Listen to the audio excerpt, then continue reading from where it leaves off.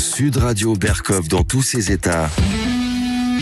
Le face-à-face. 13h04 sur Sud Radio, l'heure pour nous de vous présenter ce face-à-face. Aujourd'hui, André Berkov, vous recevez Marc Rousset, auteur de ce nouveau livre, Notre faux ami, l'Amérique. Bonjour à vous, Marc Rousset. Alors Marc Rousset, bonjour. Vous êtes économiste, vous êtes écrivain, vous êtes chroniqueur. Vous avez été préfacé, je le dis, dans vos précédents livres, notamment par Raymond Barre. Oui. Et puis Alain Peyrefitte. Et puis Alain Peyrefitte, oui, ce qui n'est pas négligeable quand même. Peyrefitte a interviewé De Gaulle et vous a préfacé, ce qui est une bonne chose. Et puis vous avez écrit plusieurs livres, vous avez reçu il y a 3 ans pour je vous en remercie, l'Europe des Nations. Et puis là, vous venez d'écrire un livre, déjà le titre... Il dit ce qui, votre parti pris au sens vrai du terme, notre faux ami l'Amérique, et vous ajoutez pour une alliance avec la Russie. Et vous aggravez votre cas aux yeux de certains en le faisant préfacer par Piotr Tolstoï. Et je rappelle que Piotr Tolstoï, qu'on entend assez souvent à la télévision française, puisqu'il parle français. Oui, très bien d'ailleurs. Il est vice-président de la Douma d'État du Parlement de la Fédération de Russie. Et dites-moi, vous ne croyez pas que des gens vont dire, mais attendez, Marc Rousset, vous vous faites préfacer par Piotr Tolstoï, est-ce que vous n'êtes pas un agent de l'étranger? Oui. Eh bien, cher André Berkov, je suis très tranquille à ce sujet parce que j'écris depuis que je suis retraité des grandes entreprises. Oui, vous avez été, je rappelle quand même, il faut le dire, vous avez été... Directeur général dans des grands groupes multinationaux. Absolument. Ron Poulenc, le groupe Veolia, oui, Carrefour... au Brésil, en Asie, je connais le monde entier. Vous avez été directeur d'entreprise, là, dans ce sens. Toujours fonction de directeur général de division, voilà. Donc vous avez voyagé. Ce qui m'apporte le réalisme dans ma pensée géopolitique, d'ailleurs. D'accord. Et alors vous dites, oui, vous vous sentez très à l'aise de ce point de vue-là. Vous dites, vous n'avez pas de conflit d'intérêts, c'est pas le problème. Non, justement, c'est le problème, c'est que depuis... Le thème qui me passionne, c'est celui de l'Europe.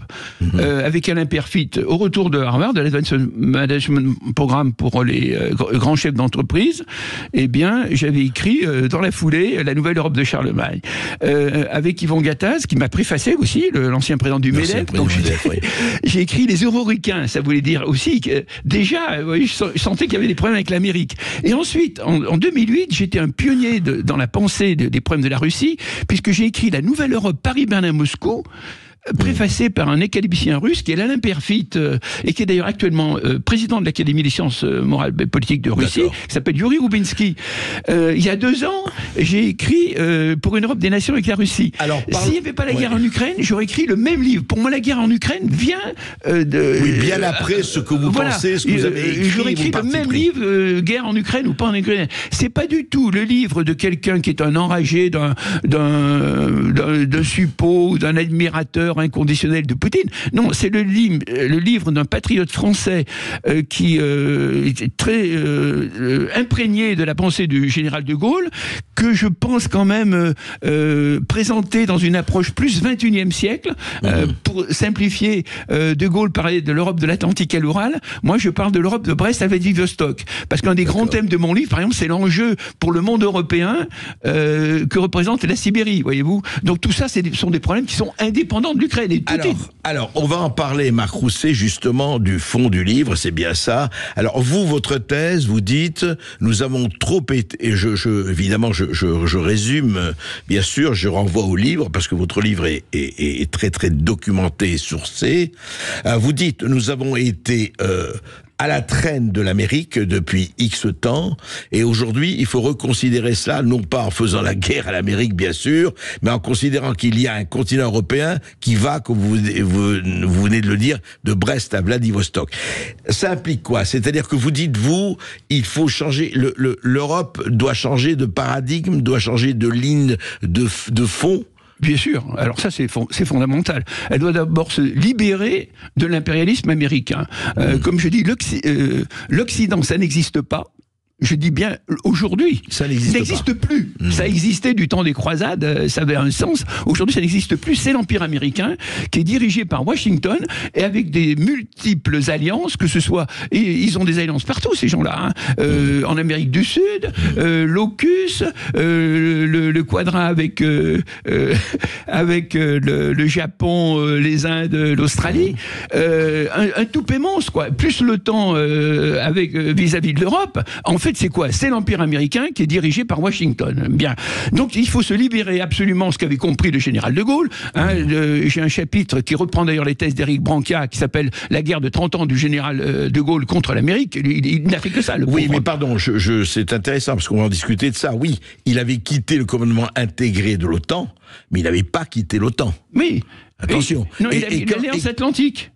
Voilà, il avait l'Alliance Atlantique. Mais il a quitté l'OTAN en tant que structure intégrée, structure militaire. Oui. Absolument, absolument. Oui. Mais rappelez-vous quand même, parce que vous citez De Gaulle, rappelez-vous quand même, quand il y a eu les fusées soviétiques posées par Khrouchtchev à Cuba, il a pris le parti des États-Unis. Il a eu raison d'ailleurs. Moi j'aurais été à sa place, j'aurais fait la même chose. Donc sur le fond, vous dites simplement, aujourd'hui, nous n'avons plus à adopter on le voit que cette politique de suivisme vis-à-vis de l'Amérique. Oui, non, c'est de suivisme et puis de valet inconditionnel. On l'a vu avec l'explosion de Nord Stream, l'attitude, par exemple, Fabien Bouget qui en parlait, on pourra y revenir si vous voulez, parce que j'ai eu un tout petit bémol à apporter à ce qu'il a dit. Il a travaillé le problème plus que moi, mais quant à son approche, je pense qu'il a fait une toute petite erreur d'interprétation, on pourra en reparler. Non, mais restons dans nos problèmes. Oui. C'est qu'il faut absolument donc se libérer de cette emprise, de cet impérialisme américain, avec les valets inconditionnels que sont le président de la République française, le Premier ministre en Allemagne et tous ces gens-là, et retrouver une pensée géopolitique avec des évidences. Alors la première évidence, ça remonte à Ortega y Gasset en 1937, qui avait dit l'Espagne et les pays hispanisants d'Amérique du Sud ne peuvent pas avoir un destin commun. Pourquoi? Parce qu'il y a l'océan Atlantique qui sépare. Alors la première idée, grosse comme une maison, c'est que l'océan Atlantique, ce n'est pas du tout la Seine au milieu du monde occidental. L'océan Atlantique, Christophe Colomb a mis des siècles avant de traverser l'océan Atlantique, sépare géographiquement et géopolitiquement, qu'on le veuille ou non, les intérêts de l'Europe et de l'Amérique. Même aujourd'hui, alors que la Russie est notre voisin. Oui, mais Marc Rousset, nous avons des jets qui traversent en 5 heures. Aujourd'hui, on n'est plus chez Christophe Colomb. Bien sûr. Il traverse en 5 heures, mais il n'empêche que la distance géographique est là et que les intérêts géopolitiques correspondent à des localisations géographiques, alors que vous pouvez aller à pied de Brest à Vladivostok. Bien. L'autre deuxième grande idée, c'est que la Russie est un pays rempli de matières premières, avec le vide sibérien qui a elle-même des problèmes existentiels. Et donc, en ce sens, d'ailleurs, elle n'est pas du tout une menace, ne serait-ce que pour cette raison. Et donc cette Russie, elle a tout fait pour se rapprocher de l'Europe. Et c'est nous, les Européens, qui avons, depuis Gorbatchev, qui parlait de la maison commune Europe, et qui avait dit à Madame Thatcher, Madame ne souhaite pas que l'Europe soit un théâtre d'opération militaire, mais une maison commune. Et ce monsieur, il n'était pas aussi naïf qu'on veut bien dire. Il voulait vraiment la paix. Et c'est Mitterrand l'avait senti un peu en voulant créer son Europe européenne, cette confédération européenne. Et puis, par la suite, eh bien, l'Amérique, particulièrement après la chute du mur de Berlin, les Européens ont été des moins que rien, et au lieu de détruire l'OTAN, qui n'avait plus aucune justification, contrairement aux engagements, et c'est ça qui est scandaleux, qui avaient été pris par James Baker, qui était le négociateur de Bush, le fameux... j'ai horreur de parler l'anglo-américain, le not one inch forward, pas un pouce plus loin, n'est-ce pas? Oui. Eh bien, cette parole n'a pas été respectée. Et qu'a fait l'Amérique? Si nous avons la guerre en Ukraine, je dis bien, j'ai fait 2 chapitres simplement sur la guerre en Ukraine, je dis bien ce n'est uniquement à cause de l'Amérique. Le responsable de la guerre en Ukraine, c'est l'Amérique et personne d'autre. S'il n'y avait pas l'Amérique, il n'y aurait pas la guerre en Ukraine. On va en parler juste après cette petite pause. Mais je vous signale que je ne viens pas pour parler de la guerre en Ukraine. Non, mais je sais, mais ce n'est pas l'Amérique qui a envahi l'Ukraine, c'est bien la Russie. La Russie. Il y a eu quand même cette agression. Mais on va reparler du fond. C'est très intéressant, votre position est intéressante, très controversée, très provocatrice, mais elle mérite d'être écoutée, pour le moins. À tout de suite. Sud Radio Berkov dans tous ses états, midi 14h. André Berkov. Ici Sud Radio. Les Français parlent au français. Je n'aime pas la blanquette de veau. Je n'aime pas la blanquette de veau. Sud Radio Berkov dans tous ses états. Et Marc Rousset aussi est dans tous ses états pour défendre sa thèse, notre faux ami l'Amérique, et pour une alliance avec la Russie, un livre qui vient de paraître, un livre, effectivement, un livre de combien de 370 pages. Voilà, vous ne connaissez pas encore 370 pages. Mais non, moi je voudrais revenir au fond, parce que bon, on va dire évidemment, la chanson de Sardou, vous la connaissez. Si les Ricains n'étaient pas là, nous serions tous en Germanie. L'Amérique est venue au moment de 44-45, le débarquement, on le fête là dans le débarquement en Normandie, on le fête le 6 juin prochain, le 80e anniversaire, mais la Russie aussi, on sait ce qu'elle a donné au niveau de ce qui s'est passé après Stalingrad, de la libération d'Auschwitz et compagnie. Mais je voudrais qu'on ne soit pas dans l'histoire, mais pourquoi aujourd'hui, en 2024, vous estimez, Marc Rousset, et avec d'autres, mais enfin, vous êtes le seul à avoir développé très profondément cette thèse, pourquoi la France, l'Europe en général, et la France en particulier, ont intérêt, alors qu'on est avec embargo et compagnie, pourquoi on a intérêt à retrouver des liens avec cette économie et cet pays et cette puissance russe qu'on voulait mettre à genoux il y a quelques mois, Bruno Le Maire, Dixit. Voilà. Alors, la réponse à votre question, André Berkov, est la suivante, c'est le titre même de ma conclusion, c'est rester européen en s'alliant avec la Russie, ou devenir américain si on continue comme nous sommes. Actuellement, nous sommes dans une voie d'américanisation incroyable. Sur le plan militaire, nous sommes des valets de l'OTAN, nous achetons, 60% de l'Europe achète tous ses armements à l'Amérique. On voit bien que on défend même plus nos intérêts, puisque l'Amérique a une telle emprise sur sur nos dirigeants qu'ils n'ont même pas le courage de dire qu'on fait péter les gazoducs, qu'actuellement on va perdre notre industrie nucléaire, personne ne dit rien. Donc le dilemme pour nous, et ça c'est la vérité, triste, affolante, tragique, n'est-ce pas? Donc le problème de fond, mon livre a 2 titres, dans 33 chapitres. Le premier titre, je décris pourquoi tous les inconvénients que nous apporte l'Amérique, c'est décrit jusqu'au chapitre 20. Et puis, le titre 2, les 13 derniers chapitres, pourquoi il faut rationnellement, et non pas pour des raisons émotionnelles, moi je suis pas du tout un inconditionnel de Poutine. Rationnellement, non. Voilà. Alors rationnellement, après, vous dites pourquoi il faut se rapprocher de la Russie? Voilà. Parce que d'abord, nous avons la proximité géographique. Et ça c'est une évidence, c'est un voisin. La Russie, en plus, s'est constituée un ensemble civilisationnel européen. Nous pourrions faire, si nous nous rapprochons de la Russie, qui est de religion orthodoxe, en 1917, la Russie était hyper européenne à l'époque, avant que la révolution ait lieu.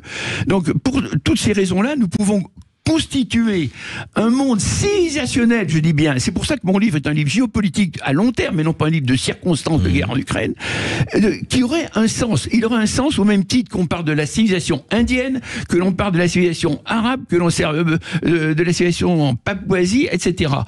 Il y a une vraie civilisation européenne. Vous voulez dire, attendez, un monde essentiellement blanc, dans un monde qui va de l'Atlantique au Pacifique, et qui constitue, beaucoup de géopoliticiens l'ont remarqué, qui constitue sur le plan géopolitique une évidence qui peut justement permettre à l'Europe et aux Européens de l'Ouest de retrouver un sentiment de grandeur depuis que nous avons perdu, nous Français, tous les petits peuples européens, nous avons perdu notre empire. Comme disait Darlan, très justement, la France sans l'Empire, ce n'est rien. L'Empire et l'Empire sans la France, ce n'est rien non plus, n'est-ce pas? Or, depuis que nous avons perdu notre Empire, et puis il semble, vu les événements, qu'on perdra de plus en plus cet espace qui a alimenté... Vous pensez à la Nouvelle-Calédonie, c'est ça, et à Mayotte. Eh bien, cette ouverture vers le Far Est, le Far West européen que représente la Russie et la Sibérie, peut donner au monde européen de nouveau des raisons d'espérer, des raisons d'espace, de grandeur, de perdre ce sentiment de petitesse que Ortega y Gasset avait déjà remarqué très justement en 1937 dans la révolte des masses. D'accord, Marc Rousset, vous parlez de on peut retrouver, est-ce que vous pourrez vous rétorquer, attendez, l'Occident c'est les États-Unis plus l'Europe. En quoi s'allier à la Russie va faire un vrai ensemble civilisationnel, puisqu'aujourd'hui on entend de Lavrov à tous les autres en disant attendez, nous pour le moment, vu ce qui se passe, on ne veut plus entendre parler de l'Europe. Mais sur le fond, vous pensez qu'il y a une possibilité d'homogénéité civilisationnelle entre la Russie et l'Europe telle qu'elle est aujourd'hui? C'est une évidence sur le plan même géopolitique, puisque c'est ce que souhaite la Russie aussi. On pourra parler ça dans un deuxième temps. Dans un premier temps, pourquoi nous, les Européens, nous voulons nous rapprocher de la Russie? Dans un deuxième temps, pourquoi les Russes ont toujours voulu se rapprocher de nous? Bien. Alors, on est dans le premier thème, à savoir pourquoi on doit se rapprocher de la Russie. La Russie, c'est 20% des richesses minières du monde. Hein. Ils ont c'est donné accès, si on prend la fameuse théorie de Mackinder, n'est-ce pas? Cet ensemble que représente ce monde européen, nous aurions un monde européen qui irait de l'Atlantique au Pacifique, donc nous aurions le même avantage stratégique que les États-Unis, qui sont représentés comme une île. En plus, nous aurions une ouverture sur l'Arctique, qui est de plus en plus navigable, et nous ferions partie du fameux Heartland décrit par Mackinder, c'est-à-dire ce qu'il appelle la World Island, n'est-ce pas, le continent central. Donc ce serait un avantage stratégique pour le monde européen. Je dis bien européen. Moi, je ne crois plus à l'Occident. L'Occident, ça n'existe plus. Je dis bien l'Occident n'existe plus. Il n'y a que l'Empire américain qui est dirigé par Washington. Voilà. Aussi bien sur le plan militaire que par la fameuse soft power. Alors, quand vous dites, ce serait pour le monde européen, vous avez excité économiquement avec toutes les ressources de la Russie, ressources minières, et nos richesses technologiques, nous, Européens, que l'on peut en lier. Les richesses démographiques, parce que la Russie, alors ça, c'est le point de vue de l'intérêt russe, nous devons jamais, nous, mener une guerre pour la Russie, de même qu'on ne doit pas se battre pour Taïwan, la Chine, mais nous devrions, nous, Européens, considérer, et ça c'est la grande idée de l'amiral Castex, en 1964, qui a fait une chronique, qui a déchaîné, qui est toujours très connue en Amérique, qui a dit que la Russie, c'était le bouclier à l'est de l'Europe. C'est ce que les Européens n'arrivent pas à comprendre. C'est que non seulement la Russie, c'est pas une menace pour nous, parce qu'elle a 146 millions d'habitants dans à peu près 17 millions de kilomètres carrés. C'est 26 fois la France, n'est-ce pas? C'est 2 fois les États-Unis. Et vous avez 146 millions d'habitants qui ont été saignés, avec 25 millions de morts pendant la Deuxième Guerre, qui, après la chute de l'URSS, la natalité était tombée à 1,1. Donc le brave Poutine, il le voudrait, il peut pas menacer, envahir l'Europe. C'est pour ça que ce sont des mensonges, je veux dire, fondamentaux. Poutine veut rassembler le monde, son monde russe. Il veut absolument pas faire la guerre et passer les frontières de la Pologne. Il veut pas envahir. Mais non, c'est pas son intérêt. Il a besoin de nous parce que le véritable danger qui menace la Russie, et c'est que les Européens doivent comprendre, c'est le danger à terme civilisationnel, c'est la Chine. Il ne faut pas oublier qu'en 1860, il y a eu les traités inégaux, où là, la Russie a pris 900 000 km² à la Chine.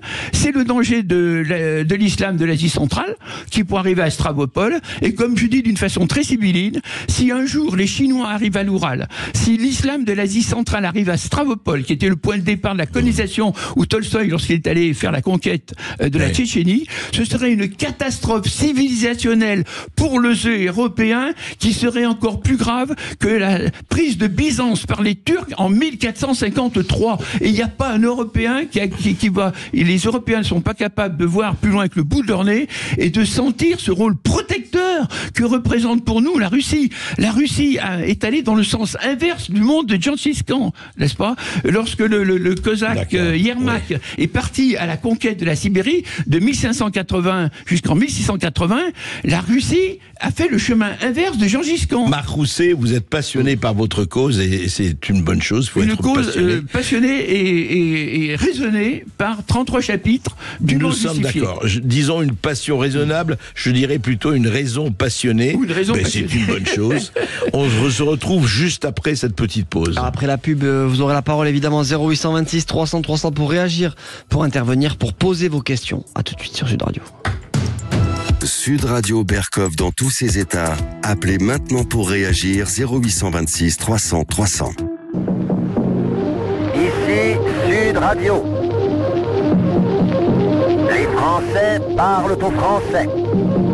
Les carottes sont cuites. Les carottes sont cuites. Sud Radio Berkov dans tous ses états.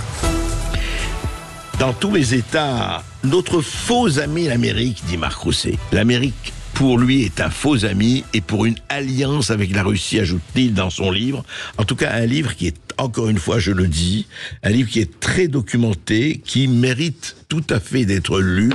Après, vous en tirez ce que vous voulez, vous serez d'accord ou pas d'accord, mais c'est vrai que vous parlez de tout ce qui nous concerne aujourd'hui, et il y a des chapitres tout à fait intéressants. Alors, la première partie, où vous dénoncez effectivement le soft power américain, soft power ou pas soft power d'ailleurs, vous parlez du général de Gaulle, mais juste à un moment donné, je voudrais que vous parliez alors de ce qui se passe aujourd'hui, et qui va un peu, en tout cas en faveur de votre thèse, mais je voudrais vous l'entendre, sur le bouleversement du monde avec l'apparition des BRICS, avec la dédollarisation, avec l'État or qui revient, oui, avec effectivement l'Arabie Saoudite qui vend son pétrole à yuan, avec Poutine et Xi Jinping qui se font l'accolade, etc. Oui. Et en quoi ce qui se passe actuellement dans ce monde, alors ça va au-delà de l'Europe bien sûr, apporte l'eau à votre moulin? Oui, oui. Je vous écoute, absolument. Eh bien, tout d'abord, actuellement, je dis bien, si la Russie et la Chine actuellement se rapprochent, c'est parce que d'abord, nous, les Européens, nous avons commis la faute de jeter, comme le disait d'ailleurs l'ancienne présidente de l'Académie française, ouais. On a jeté la Russie dans les bras de la Chine. C'est nous qui avons jeté la Russie dans les bras de la Chine. Mais, juridiquement, géopolitiquement, la Russie et la Chine sont des alliés de circonstance. Mais puisqu'ils sont menacés tous les deux par l'Amérique, mais ils n'ont pas un objectif commun. Parce que, comme je le pense profondément, et c'est explicité dans mon livre, il y aura toujours le rift sibérien. Il y a un monsieur qui avait dit, c'était un parlementaire de Mongolie extérieure, il avait dit une chose très juste: la Chine s'occupe actuellement de Taïwan, ensuite ce sera notre tour dans la Mongolie extérieure, et ensuite ce sera le tour de la Sibérie. Voilà ce que disait un parlementaire. Oui, et l'Amérique et la Chine ont très envie et convoitent la Sibérie avec beaucoup de ferveur. Comme disait Castex, on met pas deux ours dans une même tanière, un jour ou l'autre. Et d'ailleurs, il y a eu des affrontements en 1969 déjà. Alors pour revenir à l'Europe, plus mondial, avec toutes ces questions très riches que vous avez posées, André Berkov, sur le problème des BRICS, sur le thème de l'or, où là je m'essuie comme un poisson dans l'eau parce que je suis fondamentalement. Alors parlez-nous de l'or, parlez-nous de la dédollarisation du monde. Allez-y. La dédollarisation en un mot. mots. Le dollar représente aujourd'hui 40% des facturations mondiales. Il ne représente plus, il est en décroissance, il représente plus que 60% des réserves dans les banques centrales. Et vous avez un monsieur qui apparaît, c'est l'or, qui représente déjà 15% des actifs des banques mondiales. Je pourrais écrire une thèse de doctorat d'État sur ce problème. Je dis bien, le seul avenir, s'il va se passer, c'est que l'or deviendra à terme le seul étalon or. Depuis 1971 que Nixon a décrété l'inconvertibilité de l'or en dollars, eh bien, qu'est-ce qui s'est passé? Et là, c'est la substantifique moelle qu'il faut comprendre, c'est qu'en fait, on a lâché le garde-fou. Voilà. Tant qu'il y avait des tonnes d'or qu'on devait échanger et qui étaient en regard, et c'est ce que peu de gens disent. Alors, non, allez-y. Peu de tonnes d'or en face. Restez sur votre... Peu de tonnes d'or en face d'une grosse base monétaire, eh bien, il y avait un réflexe d'équilibre du monde occidental. À partir du moment où on a l'Amérique n'avait plus à rembourser le dollar en or, eh bien, et que le dollar évoluait d'une façon sur le marché d'échange, c'était le garde-fou. Alors le taux évoluait, il était 35 $ l'once en 1971, on est aujourd'hui à 2500. On est passé, attendez, on est passé de 35. Attendez, Marc Rousset, faut que les gens comprennent. Oui. Vous allez trop vite, je comprends, vous êtes emporté par votre passion. Vous disiez que 35 $ l'once, en 71, combien aujourd'hui? 2500 $ l'once. D'accord, oui, c'est important de le souligner. Alors, ça. La meilleure de toutes, c'est qu'il y a un calcul qui a été fait, c'est que si on prenait l'endettement actuel des États-Unis, qui est de 35 000 milliards de dollars, par rapport aux 8 000 tonnes d'or, tenez-vous bien, André Berkoff, il faudrait de nouveau multiplier, croyez-le ou non, le cours actuel de l'or par 60. Est-ce que vous imaginez le problème? Pour rembourser la dette, vous voulez dire. Pour que les dettes soient remboursées avec l'or détenu actuellement. D'accord. Même si il n'en est pas question, puisque l'or est inconvertible. Bien sûr. Alors ça, c'est une réflexion. Pour moi, c'est inéluctable. C'est des thèmes que je défends. Le libre-échange aussi, c'est un thème très important, qui est un thème mondialiste, sur 2 minutes. Parce que alors là, j'étais depuis 50 ans, j'ai toujours dit que c'était une folie, le libre-échange mondialiste. On me rétorquait toujours cette imbécilité de la ligne Maginot, n'est-ce pas?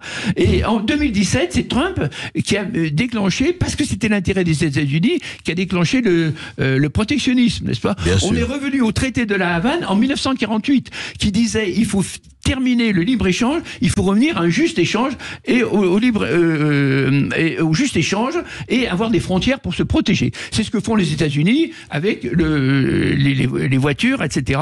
Et ils ont commis une erreur qui était une erreur aussi préméditée lorsque le mur de Berlin est tombé, parce que le rêve des Américains, d'abord ils ont fait 2 erreurs. Ils pensaient qu'ils continueraient à vendre des produits technologiques à la Chine, première erreur. Et puis deuxième erreur, ils ont cru qu'avec le libre-échange, ils allaient jeter le poison de la démocratie, chose qu'ils veulent faire en Russie actuellement, et que la Chine basculerait. Pourquoi vous dites le poison de la démocratie? Le rêve. La démocratie, c'est un poison? Dans un régime, dans un empire, qui est la Russie, qui est un empire, si vous mettez la démocratie occidentale en Russie, vous démolissez la Russie. C'est une évidence. Alors là, c'est de la réelle politique. Bien. Donc, si vous voulez, la Chine, d'ailleurs, a sorti tout ça. Poutine aussi l'a sorti. C'est une vérité. Introduisez. Et c'est pour ça que la guerre en Ukraine aussi, c'est une guerre civilisationnelle, parce que dans un cas, vous avez Poutine qui défend, c'est comme disait Philippe Villiers, les valeurs sont inversées, défend les valeurs traditionnelles, alors que la guerre de l'Amérique, c'est une guerre géopolitique, mais c'est aussi une guerre civilisationnelle avec des valeurs... avec le woke, vous parlez du woke et de la cancel culture. L'Amérique en Ukraine conduit une guerre contre l'Europe, d'abord qui est géopolitique, parce qu'elle veut garder sa mainmise sur l'Europe et puis sur la Russie, et une guerre civilisationnelle avec des valeurs qui ne sont pas les valeurs européennes, car les valeurs européennes, ce sont les valeurs traditionnelles, et ce sont ces valeurs qui ont fait la grandeur de l'Europe. Et c'est ça qu'il faut comprendre. Le poison de LGBT, toutes ces histoires-là, le wokisme, tout ça nous vient des États-Unis. Bien. Une autre idée, pour répondre à votre question, le problème des BRICS, que vous avez soulevé. La grande erreur géopolitique de la France, là je rejoins Pierre de Gaulle dans son approche, c'est de dire, on devrait, nous, Français, notre intérêt, intérêt, ce qu'avait très bien compris le général, c'est qu'on devrait nous aussi nous rapprocher des BRICS, n'est-ce pas? La Chine, elle n'est pas plus proche des BRICS que nous, on pourrait l'être. Les BRICS, c'est un moyen pour la Chine d'assurer son emprise impérialiste, même en guillemets, sur le monde entier. Il ne faut pas prendre les enfants du bon Dieu pour des canards sauvages, n'est-ce pas? Voilà. Donc, la grande erreur que nous faisons, c'est de conduire une politique qui va à l'encontre de nos intérêts, où on lance des sanctions économiques mis contre la Russie, qui ne sont pas des sanctions économiques contre la Russie, puisqu'en fait, nous nous suicidons économiquement pour les beaux yeux de l'Amérique. C'est pas avoir une politique de sanctions que de se suicider économiquement, n'est-ce pas? Il faut être crétin comme les gens qui nous dirigent actuellement pour ne pas voir plus loin que le bout de leur nez et n'est pas capable de commettre ce crime monstrueux de détruire l'industrie française. Renault qui avait 50% du marché automobile, vous avez Safran qui perce toutes ses matières premières de titane, l'Amérique qui veut actuellement détruire l'industrie nucléaire, et le gouvernement qui ne réagit absolument pas, parce que nous sommes dirigés par des valets, par des vendus, par ce qu'on appelle les young leaders. Hein. Vous n'y allez pas de main morte, hein, notre dirigeant actuel sont tous des young leaders. Même Sarkozy est allé se faire vacciner aux États-Unis. Les young global leaders, oui, ça s'appelle. Young leaders. Enfin, lui, il n'a pas été un pur young leader. Non, Sarkozy. pas vraiment, non. Mais il est allé passer 4 mois, et puis il allait lui aussi, comme tout le monde, avant de se présenter sa candidature. Donc vous dites, à l'ambassade des États-Unis. Oui, hein. oui, et les Allemands ne sont pas à la traîne de ce point de vue-là, et encore plus. Si vous avez d'autres questions. Non, mais on en a. Est-ce que je répondais à toutes les questions très brièvement? On en a. Des BRICS. On va marquer une courte pause sur Sud Radio. Voilà. On va prendre les auditeurs après la 0826 300 300 pour réagir, pour poser vos questions à Marc Rousset et André Berkoff. À tout de suite sur Sud Radio. Sud Radio Berkoff dans tous ses états, midi 14h. André Berkoff. Ici Sud Radio. Les Français parlent au français. Je n'aime pas la blanquette de veau. Je n'aime pas la blanquette de veau. Sud Radio Berkoff dans tous ses états. 13h46 dans Berkoff dans tous ses états, toujours avec Marc Rousset pour le face-à-face, pour ce livre Notre faux ami l'Amérique. Et nous avons Philippe qui veut réagir au 0826 300 300, qui nous appelle depuis Caen. Bonjour Philippe. Bonjour Philippe. Bonjour André, monsieur Rousset. Il y a de la fougue, il y a de l'animation sur le plateau. Oui. L'Union. Alors j'ai une remarque à faire à M. Rousset, je lui ai demandé son analyse. L'Union européenne, oui, effectivement, c'est une construction américaine à la base, hein. On ne va pas parler de monnaie, on connaît. Mais que pensez-vous des partis politiques français défendant l'indépendance et la souveraineté de la France, hein. L'UPR, de M. François Asselineau, Debout la France, Reconquête, Rassemblement National. Est-ce que tous ces partis-là, pour certains du moins, pourraient faire concordat pour rejoindre les BRICS et quitter l'UE, l'OTAN, et puis le TAN, qui est le traité de l'Atlantique Nord, qui est cher à M. Asselineau. Qu'est-ce que vous en pensez ? Oui, ce que j'en pense, c'est qu'effectivement, la question est très bonne, c'est qu'il y a une sorte de paralysie actuelle du parler. Parce que les gens ont peur, électoralement, vous regardez tous les dirigeants, évidemment, moi je tiens à avoir une attitude géopoliticienne, non pas une attitude politicienne, mais là, donc je veux pas citer des noms, mais je vois très bien, je le vis très bien, et puis je connais même certains de ces dirigeants.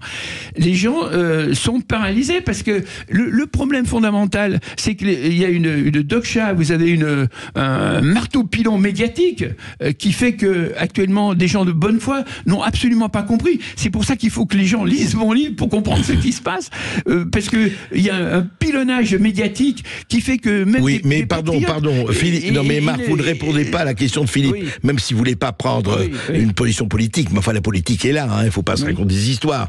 Il vous dit, et que pensez-vous des partis qui prônent soit le Frexit, soit un certain souverainisme, soit une position de patriote? Je pense que à terme, on peut imaginer, mais ça prendra du temps, de modifier, ça peut être dangereux, mais il faudrait que, par le vote, en particulier en Allemagne, que l'AfD arrive à faire une percée. Ça, j'écris dans mon livre.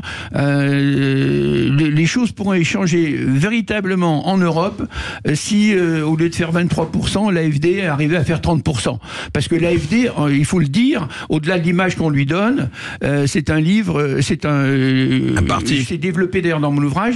Ils ont une attitude très gaulliste, très pro-française et très européenne et très anti-américaine et pro-russe, n'est-ce pas?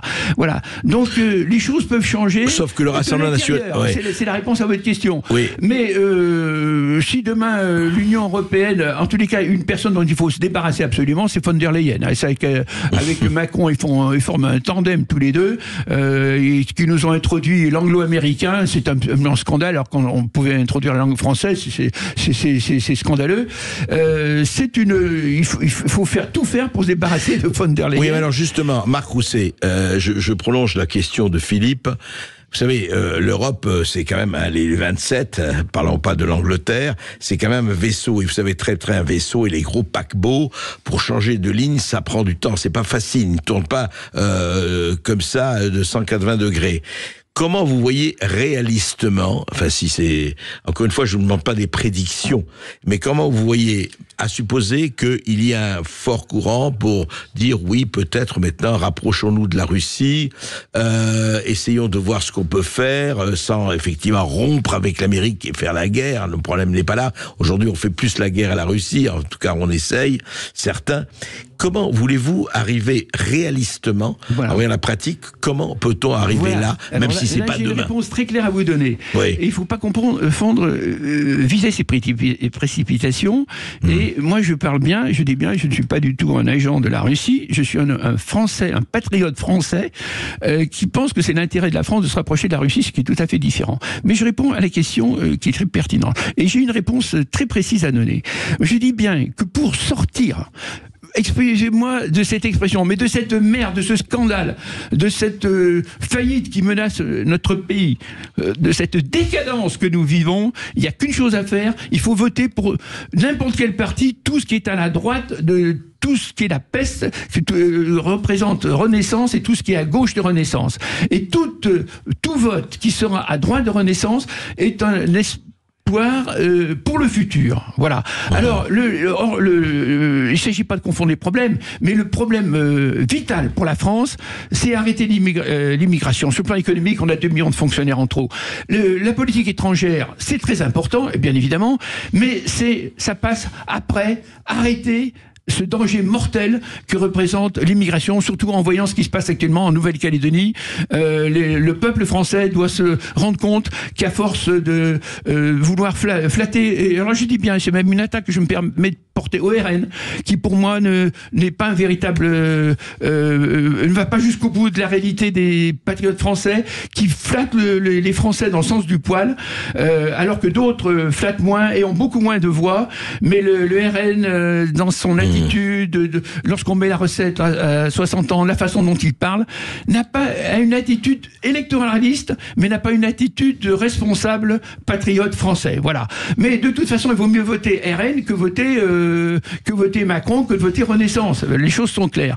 Donc ma réponse, soyons pragmatiques et votons pour n'importe quel parti qui soit à la droite de Renaissance. Alors au-delà, d'accord, Marc Rousset, on vous a entendu là-dessus. Les gens diront ce qu'ils ont et jugeront ce qu'ils ont à juger et feront ce qu'ils vont à faire. Chacun avec ses tendances. Alors tout à fait. Mais au-delà du 9 juin, là c'est le 9 juin, c'est les européennes, etc. Et comme vous le savez, vous avez dit, il ne faut pas confondre vitesse et précipitation. Tout ça ira de très loin au-delà de ces élections européennes. Encore une fois, la question est comment nous arrivons en fin d'émission. On aurait beaucoup de choses à dire, mais nous arrivons mais je voudrais vous faire dire au fond comment cette prise de conscience que vous appelez vous de vos voeux et que d'autres effectivement diront c'est pas possible, ce serait le malheur qui frapperait la France, où vous dites comment arriver à ce que 27 pays européens, parce que en 2 mots, je vais essayer d'être rapide parce que c'est vous qu'on a envie d'entendre. Vous savez très très bien que l'Union soviétique a laissé des souvenirs amers à plusieurs pays de l'Europe de l'Est, qui n'ont pas du tout envie, à tort ou à raison, de renouer avec la Russie, en tout cas de manière de collaboratrice.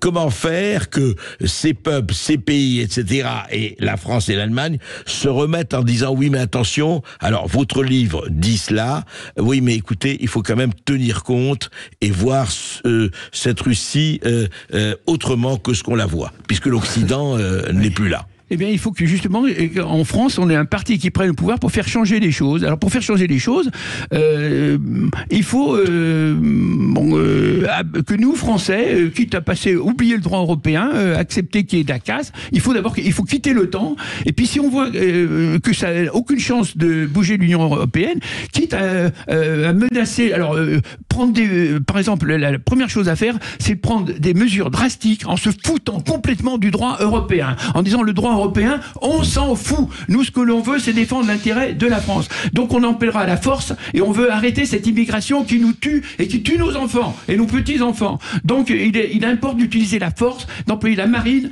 et au lieu de l'envoyer à Taïwan vis-à-vis de la Chine, il faut l'envoyer en Méditerranée pour patrouiller et empêcher que tous ces passeurs nous envahissent et tuent nos enfants. Et se foutent complètement du droit. Et puis, ça, c'est la première chose à faire. Donc, vis-à-vis de l'OTAN, vis-à-vis de... Vous êtes très radical là-dessus, en tout cas. L'Union européenne, ensuite, chaque fois qu'on aura un intérêt vital, moi je pense moi qui suis un fervent défenseur de l'euro, je pense que, parce que nous avons été des incapables en France, maintenant c'est trop tard, il fallait que au début de l'euro... Alors, qu'est-ce qu'il faut faire maintenant que l'euro est là ? Les choses étant ce qu'elles sont, si on veut amener la survie de l'industrie française, il va falloir faire péter l'euro. Voilà, il faut malheureusement, alors j'étais un fervent de l'euro. Si nous avions été responsables, l'euro c'était très intelligent. Du moment que nous avons été des irresponsables, c'est-à-dire que nous avons sacrifié notre industrie, si on continue, on n'aura plus rien, parce qu'on sera plus compétitif, eh bien il faut avoir le courage. Alors ça sera des moments difficiles. Eh bien écoutez, Frexit ou pas Frexit... Ça nous amènera des dévaluations inévitables. Voilà. Sinon notre industrie va disparaître. D'accord. Marc Rousset, écoutez, vous allez très très loin. Vous avez présenté effectivement votre hypothèse. Encore une fois, votre livre mérite d'être lu et commenté. Chacun en tirera ce qu'il a envie d'en tirer. Mais nous, ici, nous sommes une radio libre et nous faisons parler toutes les opinions et surtout toutes les compétences. Merci Marc Rousset d'avoir été avec nous. Je vous remercie André Berkoff. Notre faux ami l'Amérique. Merci André Berkoff d'avoir animé l'émission. On vous retrouve demain entre midi et 14h comme tous les jours. Et tout de suite, c'est Brigitte Lay sur Sud Radio. À demain.